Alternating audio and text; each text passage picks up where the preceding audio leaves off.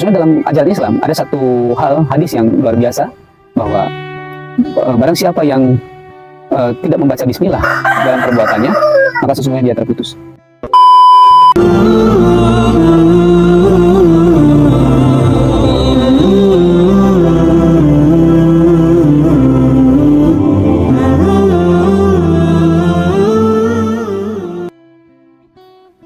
Bismillahirrahmanirrahim. Assalamualaikum warahmatullahi wabarakatuh.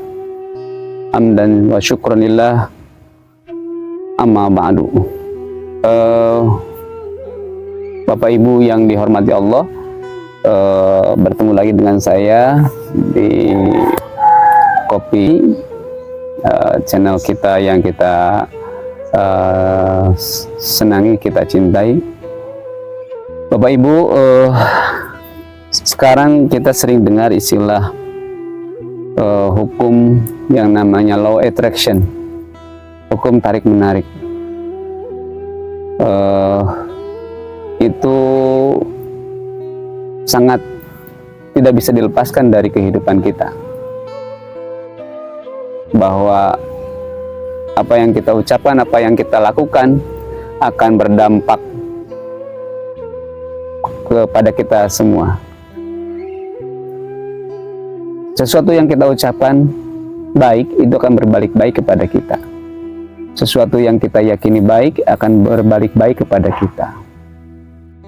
Sesuatu yang kita pikir buruk akan kembali buruk kepada kita. Oleh karena itu, dalam istilah Islam itu ada yang namanya husnuzon, berprasangka baik. Dalam sebuah hadis Rasulullah bersabda, sesungguhnya Allah sangat tergantung pada prasangka hambaku. Inna indza dzoni abdi bi. Allah itu sangat tergantung pada prasangka hambanya. Ketika hambanya berprasangka baik kepada Allah, maka Allah akan mengabulkan prasangka baiknya. Dan ketika seorang hamba berprasangka buruk pada Allah, maka itu pun akan dikabulkannya. Jadi Allah akan merestui apa yang dilakukan, apa yang dikehendaki oleh hambanya. Oleh karena itu, mulailah kita berhati-hati dalam berpikir, berhati-hati dalam berucap, berhati-hati dalam bertindak. Kita tidak terlalu khawatir dengan kehidupan kita, karena kekhawatiran akan mendatangkan apa yang kita khawatiri, gitu. Oleh karena itu, pancarkan energi kebahagiaan, energi keyakinan, energi positive thinking, berpikir yang positif, husnuzon dalam Islam. Itu akan menghadirkan kebaikan, keberlimpahan, akan menghadirkan hal-hal yang baik kepada diri kita semua. Ketika kita punya anak kita sedikit kurang nurut atau kurang mengikuti perintah kita, maka tidak boleh ada kata-kata buruk yang keluar dari mulut kita, karena kata-kata adalah doa. Itu akan berbalik kepada kita sendiri. Tetap apapun kenyataan yang ada, tetap kita harus memiliki pikiran yang baik, pikiran yang positif. Ketika anak kita ada yang masih katakanlah suka disebut nakal, berpikirlah yang terbaik buat anak kita. Sesungguhnya anak kita adalah anak yang baik, dan suatu saat nanti dia akan sangat baik. Dan tentunya proses pendidikan tetap harus berjalan sebagaimana harusnya, sebagaimana mestinya. Ketika kita memiliki situasi ekonomi yang sedang tidak baik-baik saja, maka tetap keyakinan kita harus tetap kuat bahwa suatu kesulitan ini akan ada akhirnya. Semua ini akan berakhir dan akan berujung pada kebaikan-kebaikan. Ketika ada situasi di keluarga kita yang kurang baik, nah kita harus tetap meyakini bahwa semua itu akan berlalu, akan berganti menjadi sesuatu yang baik.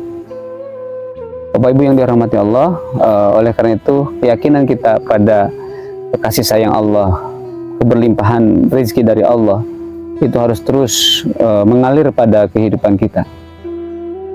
Dan hiduplah dengan penuh optimisme, hiduplah dengan penuh keyakinan bahwa semuanya akan baik, karena sesungguhnya Allah Maha Rahman, Maha Rahim. Sesungguhnya dalam ajaran Islam ada satu hal, hadis yang luar biasa, bahwa barang siapa yang tidak membaca bismillah dalam perbuatannya, maka sesungguhnya dia terputus. Maksudnya pahalanya terputus. Dan ternyata ketika ini mulai kita renungkan, berarti apa yang kita kerjakan itu kita sudah menyandarkan diri kita kepada Allah. Nah, bismillahi dengan nama Allah Ar-Rahman yang Maha Pengasih, Ar-Rahim yang Maha Penyayang. Di sana kita meyakini bahwa Allah Maha kasih sayang, Maha menyayangi kita semua. Keyakinan Allah Maha kasih sayang kepada kita itu kita selalu awali dalam setiap perbuatan kita. Ketika itu menancap ke dalam kalbu kita, menancap pada keyakinan kita, itu akan mengundang kebaikan-kebaikan. Itu akan menjadi magnet bagi rezeki kita, bagi kebaikan dan keberlimpahan hidup kita.